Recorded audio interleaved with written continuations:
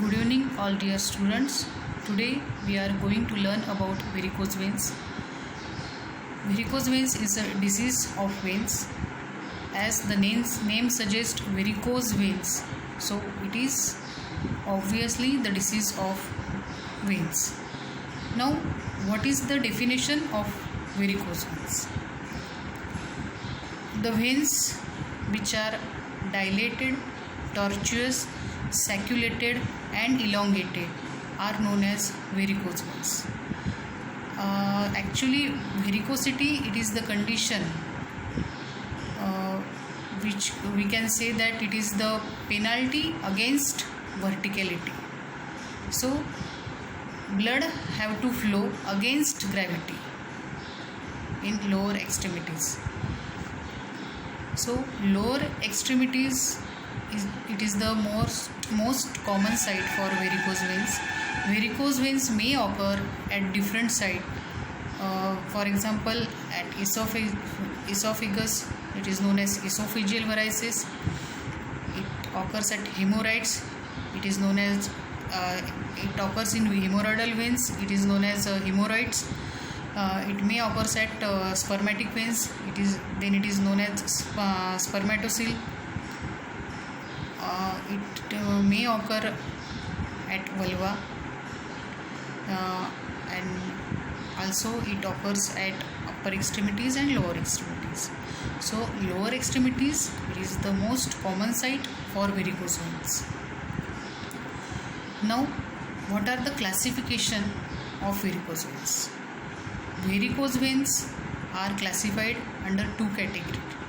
First is primary varicosities, or we can say that primary varicose veins and secondary varicose veins. Primary varicose veins occurs due to congenital incompetence or congenital absence of walls.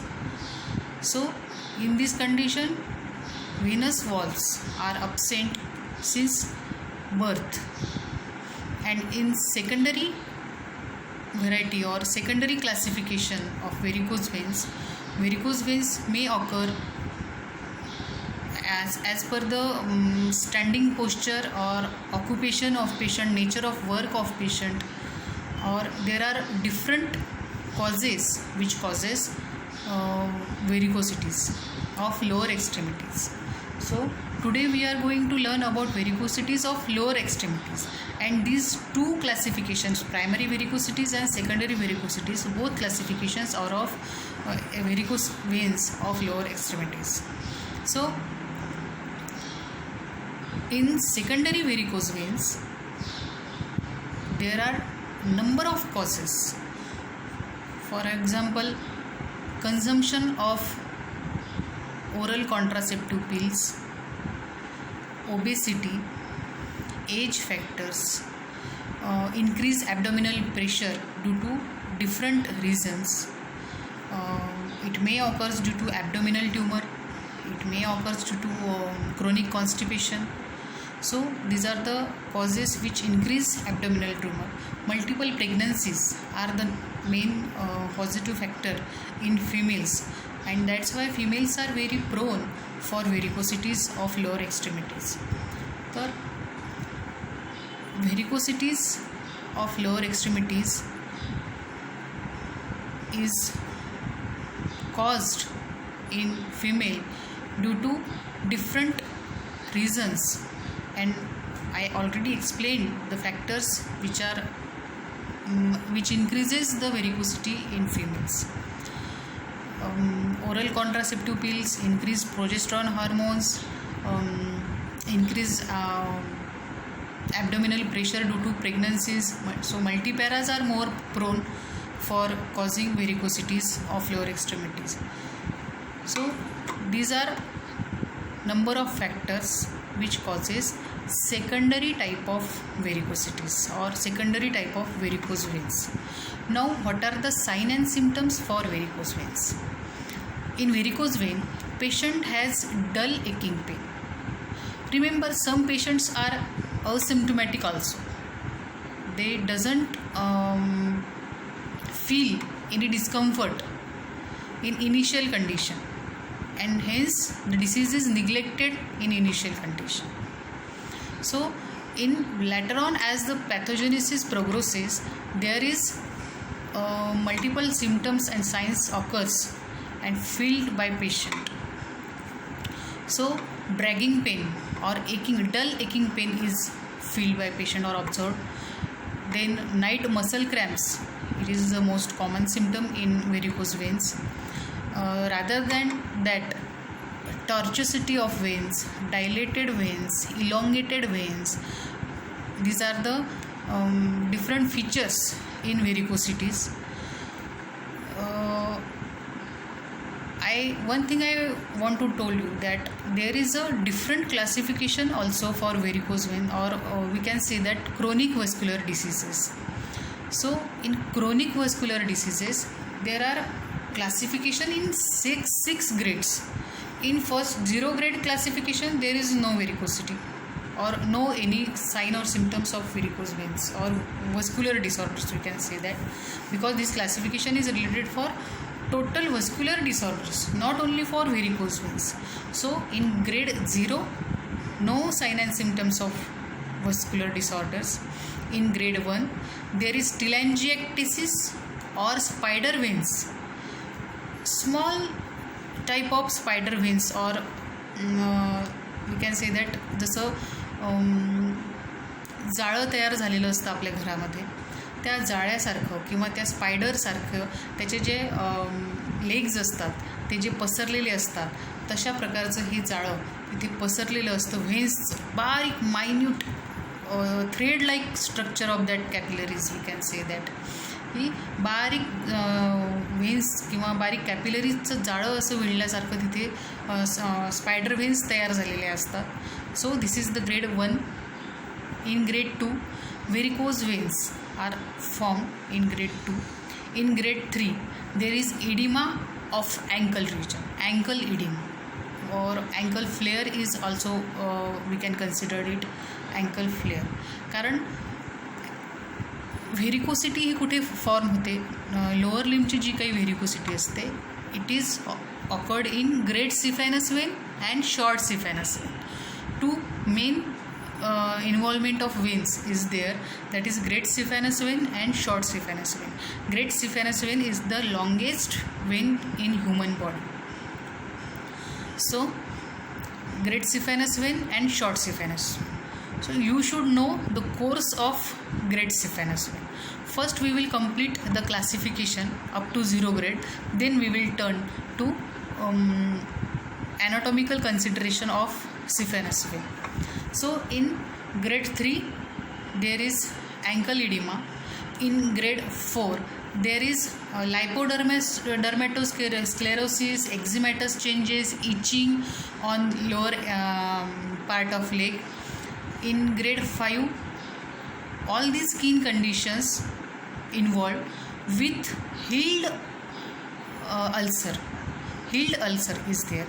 And in grade 6, all these skin conditions also present with non-healing ulcer. Non-healing ulcer तिथे form झालेला असतो, और we can say it chronic ulcer तिथे form झालेला असतो. So it is the grade 6. Sir तर हे 6 ग्रेडमध्ये क्लासिफिकेशन केलेलं आहे. CO according to COEP. C means clinical changes, CEAP sorry. E means etiological factors, P is the pathogenical conditions of the disorder. तर हे जे काही क्लासिफिकेशन आहे according to symptoms, according to clinical features, according to etiological factors, according to sign and symptoms, तर आणि according to pathological conditions, हे 6 प्रकारचं classification तिथे व्हस्क्युलर डिसऑर्डर्सचं केलेलं आहे. ह्याच्यामध्ये फर्स्ट ग्रेड आणि सेकंड ग्रेड हे जे 2 डिसऑर्डर्स आहेत त्याच्यामध्ये आपल्याला व्हेरिकोसिटीजचे सायन्स दिसून येतात. आणि पुढचे जे आहेत की इडिमा आहे, हिल्ड अल्सर आहे, एक्झिमॅटस चेंजेस आहेत स्किनमधले, हे सगळे कॉम्प्लिकेशन्स आहेत व्हेरिकोसिटीजचे. की व्हेरिकोसिटीज जेवढी निग्लेक्ट केल्या जाते किंवा जेवढी क्रोनिक होत जाते त्याचे कॉम्प्लिकेशन्स पुढे बॉडीवरती दिसतात. आणि all this grade 4, 5, 6 that is oedema, skin changes, eczematous skin changes with ulcer, healed ulcer and non-healed ulcer. So this is the classification of varicose veins, or vascular disorders. Now we will turn towards the anatomical consideration of saphenous vein. So great saphenous vein is start from dorsal वेनस arch. आपला जो पाय असतो, फूट ज्याला आपण म्हणतो, तिथे anterior साईडला डॉर्सल व्हेनस आर्च असतो, वेन्सचं एक जाळं असतं, आणि तिथून जे मेडियल मॅलिओलस आहे, मेडियल मॅलिओलस तुम्हाला कळेल की आपला मीडियल पार्ट जो आहे पायाचा, you can see, if you can see,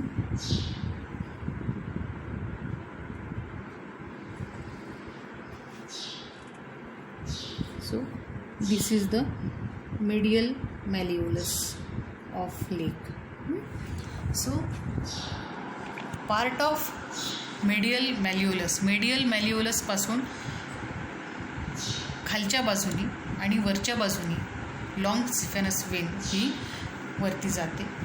त्याच्यानंतर ती मेडियल साईडनीच पॉप्लिटियल फोसाच्या तिथे थोडीशी टर्न घेऊन परत वरच्या साईडनी थाय रिजनमध्ये येते, आणि थायचा अँटेरियर मेडियल आस्पेक्ट जो आहे तिथून ती परत वरती असेंड करत जाते up to the femoral vein. ते आपल्या इंग्वायनल रिजनमध्ये जी फिमोरल व्हेन आहे त्या फिमोरल व्हेनमध्ये ती नंतर ड्रेन करते तिचं ब्लड. तर it is the course of long saphenous वेनचा हा कोर्स आहे. तर हा जो काही लॉंग सिफॅनस वेनचा कोर्स आहे ह्याच्यामध्ये जवळपास 15 ते 20 वॉल्स असतात, 15 ते 20 वॉल्स असतात. आणि शॉर्ट सिफॅनस वेन जी आहे ती लॅटरल कॉन्डाईल जे आहे, एपिकॉन्डाईल जे आहे आपल्या पायाचं किंवा लेगचं, फूटचं ज्याला आपण म्हणू, तिथून स्टार्ट होऊन पॉप्लिटियल व्हेनमध्ये तिचं ब्लड हे ड्रेन करते किंवा तिथे कनेक्ट होते. तर दिस is the short saphenous Wien. कुठून? खालच्या लॅटरल पार्टपासून, लॅटरल एपिकॉन्डाईलपासून पॉप्लिटियल फोसापर्यंत. आणि ग्रेट सिफॅनस वेन कुठून? मेडियल मॅलिओलसपासून इंग्वायनल रिजन, की प्युबिक ट्युबरकल जे आहे त्याच्या खाली जवळपास 4 सेंटीमीटर खाली हा कोर्स तिचा असतो लॉंग सिफॅनस वेनचा. तर हा आहे नॅचरल कोर्स. या प्रत्येक वेन्समध्ये एक ठराविक संख्येमध्ये व्हॉल्व्ज असतात, वेन्सचे व्हॉल्व्ज असतात. हे व्हॉल्व्ज काय करतात? फ्लो जो आहे वेन्सचा तो डिसाईड करतात, किंवा वेन्समधल्या ब्लडचा फ्लो जो आहे तो डिसाईड करत असतात. आणि हा फ्लो एक युनिडायरेक्शनल फ्लो असतो, की खालून म्हणजे कुठून? एक्स्ट्रीमिटीजपासून हार्टकडे ब्लड हे त्यांना घेऊन जायचं असतं, आणि म्हणून ते वॉल्स त्याच्यासाठी मदत करत असतात. आणि मग हे वॉल्स जेव्हा इनकॉम्पिटंट असतात, ते जेव्हा वर्क करत नाही ब्लडला युनिडायरेक्शनली फ्लो करण्यासाठी, तर तिथे blood fails to go upward direction towards the heart, आणि मग ते खालच्या पार्टमध्येच किंवा लोअर एक्स्ट्रीमिटीजमध्ये सापडून राहतं, आणि तिथे सॅक्युलेशन आणि डायलिटेशन, इलॉंगेशन अँड टॉर्चिसिटी आपल्याला व्हेन्सची पाहायला मिळते. तर it is all about course of long saphenous vein and short saphenous vein. Now what are the sign and symptoms of varicose veins? Varicose वेन्सचे साइन अँड सिम्पटम काय आहे हे आपल्याला तिथे आपण आता बघणार आहोत. तर sign and symptoms of varicosities include dull aching pain, involvement of spider veins, elongation, tortuosity, dilatation of veins, त्याच्यानंतर नाईट मसल क्रॅम्प्स, त्यानंतर तुम्हाला तिथे इडिमा दिसू शकतो, अल्सर्स फॉर्म होतो, पिगमेंटेशन स्किनवरती फॉर्म झालेलं दिसतं, इचिंगसुद्धा कधीकधी तिथे दिसून येते. तर हे सगळे लक्षणं आहेत व्हेरिकोज वेन्सची. नंतर व्हेरिकोज वेन्स हे डायग्नोसिस, क्लिनिकल डायग्नोसिस कसं करायचं व्हेरिकोज व्हेन्सचं, हे खूप महत्त्वाचं असतं. की पेशंट तुमच्याकडे आल्यानंतर किंवा डॉक्टरकडे आल्यानंतर patient is suffering from varicose when. आता पेशंट तुमच्याकडे आल्यानंतर पेशंट फक्त एवढंच सांगणार की पाय खूप दुखतात किंवा पायाला खूप गोळे येतात. तर हे गोळे येणे म्हणजे नेमके काय?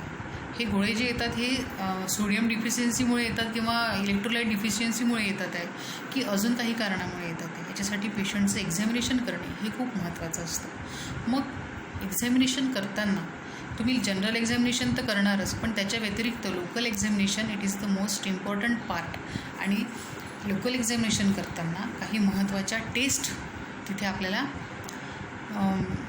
सांगितलेल्या आहेत. त्या टेस्ट कुठल्या करायच्या ते आपण आता बघणार आहोत. तर सगळ्यात पहिले म्हणजे पेशंटचं एक्झामिनेशन करताना patient should be in standing position. तिथे आपण बघणार आहोत व्हेन्स पेशंटच्या कशा दिसतात. पेशंट उभं राहिल्यानंतर अगेन्स्ट ग्रॅव्हिटी जेव्हा ब्लड फ्लो होतो आहे तेव्हा तिथे व्हेनस डायलेटेशन दिसतं आहे का, टॉर्च्युसिटी दिसते आहे का, व्हेनस इलॉंगेशन दिसतं आहे का, व्हेनस सॅक्युलेशन दिसतं आहे का, हे तिथे पेशंटवर तुम्हाला बघायचं असतं. त्यानंतर इंग्वायनल रिजनमध्ये प्युबिक ट्युबरकलच्या 4 सेंटीमीटर खाली आणि जिथे फिमोरल व्हेन येते किंवा कनेक्ट होते सिफॅनस व्हेनला, ग्रेट सिफॅनस व्हेनला, तिथे you have to occlude with thumb or फिंगर्सनी ती जागा दाबून ठेवायची किंवा तुम्ही तिथे एक टुर्निकेटसुद्धा बांधू शकता. टुर्निकेट बांधल्यानंतर पेशंटला किंवा टुर्निकेट बांधल्यापेक्षा जर हातानेच जर ऑक्लूड करून ठेवलं तर फ्लूइड थ्रिल आहे किंवा कफ इम्पल्स जो आहे तो तुम्हाला तिथे चांगल्या प्रकारे अनुभवता येऊ शकतो. मग उभ्या इन स्टँडिंग पोझिशन तुम्हाला ही टेस्ट करायची असते की पेशंटला खोकलायला लावायचं आणि you have to occlude the saphenofemoral junction. मी आता जी काही ॲनाटॉमिकल कन्सिडरेशन सांगितले it is all about saphenofemoral junction. आणि फिमोरल जंक्शनच्या तिथे तुम्हाला थंब ऑक्ल्यूड करायचा किंवा फिंगर्सनी ती जागा ऑक्ल्यूड करायची किंवा बंद करायची आणि let the patient to cough. पेशंटनी खोकला केल्यानंतर you have to feel the thrill of the blood flow or impulse of the blood flow. तो जो इम्पल्स आहे तो तुम्हाला तुमच्या फिंगर्सवरती फील करायचा आहे. तर it is positive in varicose veins. दुसऱ्या नंबरचं जे काही क्लिनिकल फाइंडिंग्स किंवा तुम्हाला टेस्ट करायचे that is Trendelenburg test. It is known as Trendelenburg test. There are 2 types of Trendelenburg test. First Trendelenburg test कुठली तर लेट द पेशंट स्लीप, पेशंटला झोपवायचं, लेग एलिव्हेशन करायचं. लेग एलिव्हेशन केल्यामुळे काय होतं की व्हेन्स ज्या आहेत त्या सगळ्या एम्प्टी करून घ्यायच्या लेगच्या लोअर एक्स्ट्रीमिटीजच्या, ज्याच्यातून पेशंट कंप्लेंट करते ज्या पायाची त्या पायाचं तुम्हाला ते एक्झामिनेशन किंवा टेस्ट करायचे आहेत. Whether it may be unilateral, whether it may be bilateral. तर बायलॅटरल टेस्ट तुम्हाला तिथे करायचे आहेत.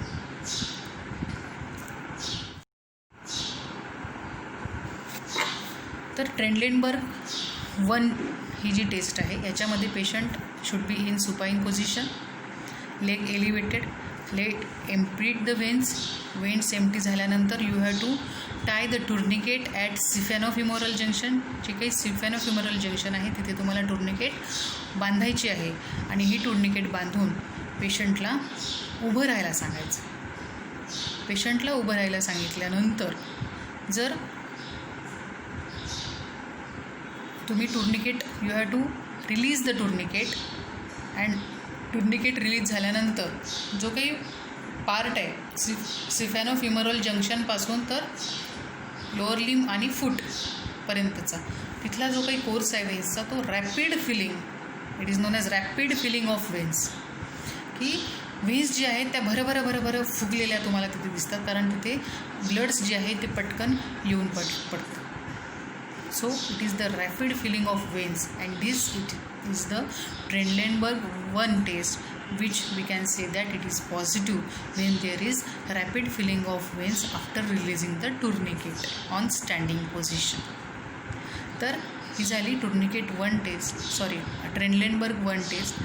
देन Trendelenburg 2 टेस्ट कशाची तर फर्स्ट ट्रेनलेंडबर्ग टेस्टमध्ये तुम्हाला काय समजलं की सिफेनोफिमोरल जंक्शनची इनकॉम्पिटन्सी आहे. आता तुम्हाला बघायचं आहे की याच्या व्यतिरिक्त परफोरेटर्सची इनकॉम्पिटन्सी आहे का. परफोरेटर्स म्हणजे काय, जिथे सुपरफिशियल वेन्स आणि डीप वेन्स ह्या जॉईंट होतात, त्याला म्हणतात परफोरेटर्स. आणि हे परफोरेटर्स बिलो नी किंवा बिलो नीच जास्त असतात असं आढळून येतं. अबाव किंवा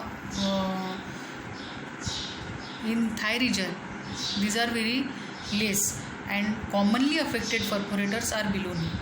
तर हे बिलो नी परफोरेटर्स तुम्हाला जेव्हा जज करायचे असतात किंवा टेस्ट करायचे असतात किंवा त्याची इनकॉम्पिटन्सी आहे की नाही हे बघायचे असते, तेव्हा तिथे ट्रेनलेंडबर्ग 2 टेस्ट ही आपल्याला उपयोगी येते. तर ट्रेनलेंडबर्ग 2 टेस्टमध्ये नेमके काय करायचं असते, तर late the patient in supine position, leg elevation, emptied the Wien, tie the tourniquet at siphonofemoral junction, let patient stand and in standing position without releasing tourniquet you can see slow filling of veins in lower limb. So this is the tourniquet Trendelenburg 2 test which we can say that it is positive when there is slow filling of veins in standing position without releasing the tourniquet. तर ह्या 2 taste आहेत की तिथे सिफेनोफिमोरल जंक्शनचं इनकॉम्पिटन्स बघितलं जातं आणि कफ इम्पल्सनी सुद्धा सिफेनोफिमोरलचं जंक्शनचं इनकॉम्पिटन्स बघितलं जातं आणि कफ इम्पल्स परफोरेटर इनकॉम्पिटन्स ट्रेनलेंडबर्ग टेस्टमध्ये 2 टेस्टमध्ये आपल्याला जज करता येतो. त्यानंतर महत्त्वाची टेस्ट म्हणजे जर परफोरेटर इनकॉम्पिटन्स आहे हे लक्षात येईल किंवा हे पॉझिटिव्ह येईल ट्रेनलेंडबर्ग 2, तेव्हा तुम्हाला मल्टिपल टुर्निकेट टेस्ट करायचे असतात. मल्टिपल टुर्निकेट टेस्ट कशासाठी करतात की नेमके कुठला परफोरेटर तिथे इन्व्हॉल्व आहे. अँकल परफोरेटर इन्व्हॉल्व आहे, नी परफोरेटर इन्व्हॉल्व आहे की अबाव नी और थाय परफोरेटर इन्व्हॉल्व आहे, हे तुम्हाला जज करण्यासाठी मग तिथे मल्टिपल टुर्निकेट्स बांधायच्या. जिथे जिथे काय म्हणतो आपण परफोरेटर्सचं इन्व्हॉल्वमेंट किंवा परफोरेटर्सची ॲनाटॉमिकल स्ट्रक्चर असतं त्याच्यावरती तुम्हाला टुर्निकेट ह्या बांधायच्या असतात. Near about you have to tie 4 to 5 tourniquets, 4 ते 5 टुर्निकेट्स तुम्हाला तिथे बांधायचे असतात. आणि ह्या tourniquet first tourniquet you have to tie over above ankle region, palm breadth, एक विथवर जी लेंथ असते तेवढी अबाव अँकल रिजन तिथे एक टुर्निकेट बांधायची.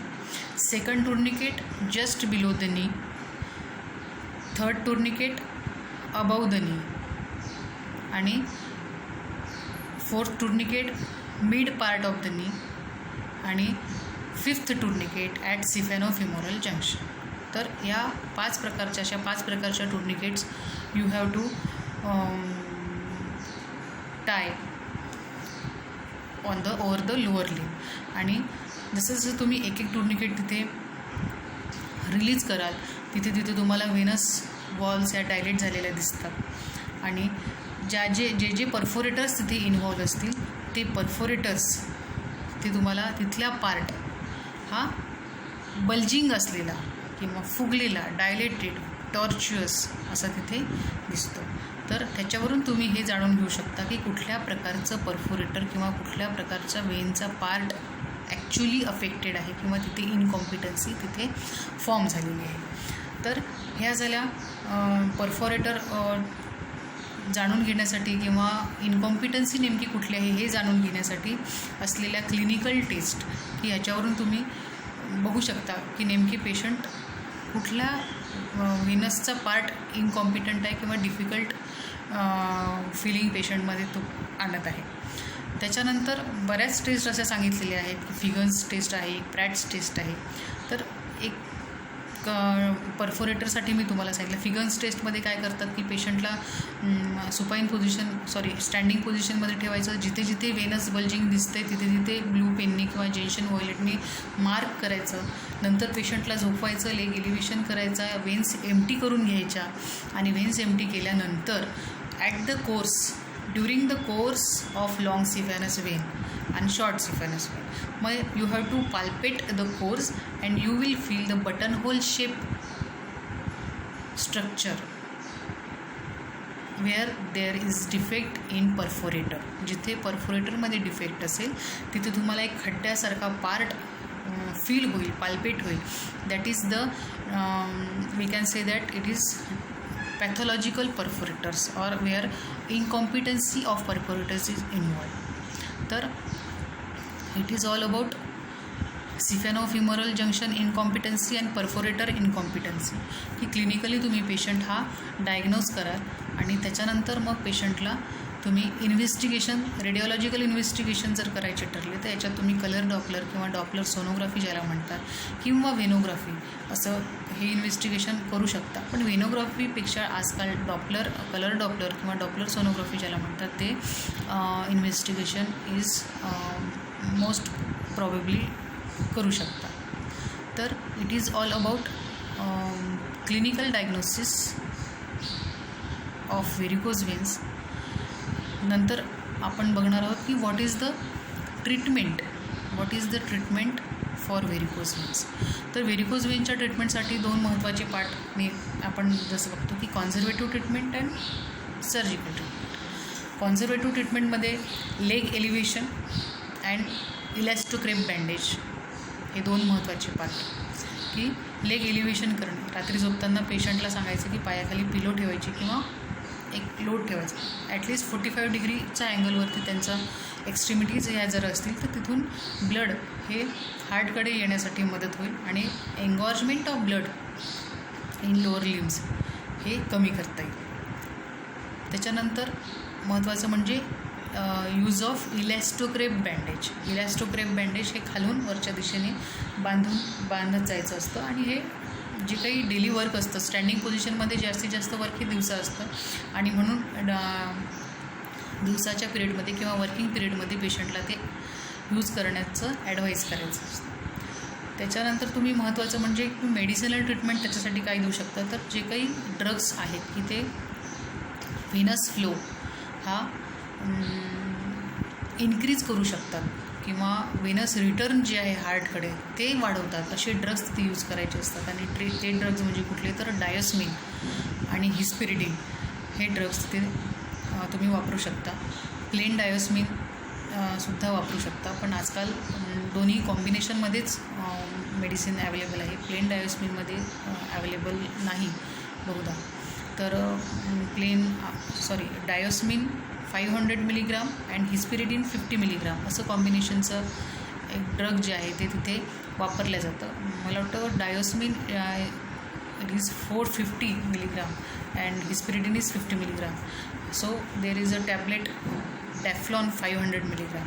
So this is the combination of tablet Teflon and you can use this for varicose veins. Rather than that, you can use this drug in every variety of varicose veins. For example, I have told you that varicosities of hemorrhoidal veins, that is hemorrhoids. So in hemorrhoids it is also beneficial the drug Teflon to use in hemorrhoids. So it is the conservative treatment. With all this treatment you can use application of oils or massage, or according to Ayurveda we can say it abhyanga, in backward direction or upward direction of leg or towards the heart. So this massage will helpful to increase the return blood supply towards the heart. So this is the conservative treatment. Beyond this conservative treatment, there is a sclerotherapy or injection therapy of sclerosing agent. हे sclerosing agent जे असतात ते inject करायचे असतात. त्याची quantity 1 ते 2 ml पर्यंत ठरलेली असते, तेवढी ती इंजेक्ट करायची वेन्समध्ये सबक्युटेनियस. आणि वेन्समध्ये इंजेक्ट केल्यानंतर वेन्स तिथे फायब्रोस होतात आणि नवीन वेन्स तयार होतात. किंवा फ्लेबेक्टॉमी, सर्जिकल ट्रीटमेंटमध्ये फ्लेबेक्टॉमी किंवा व्हेनस स्ट्रिपिंग आणि ट्रेनलेंडबर्ग ऑपरेशनसारखे ऑपरेशन्स असतात की तेवढा पार्ट्स वेनचा काढून टाकून तिथे नवीन वेन प्लांट करणे ही सुद्धा नवीन टेक्निक्स आहेत. पण patients economical condition, as per cost effectiveness, as per patients psychological and mental preparation, it is not possible to each and every patient to start or to jump on directly on this surgical treatment. So always try with conservative treatment, and hopefully patient will get helpful with this conservative treatment if started in initial period of vascular disorders. So students, this is all about varicose veins. If you have any difficulties regarding this topic, you can ask me on group. Thank you very much.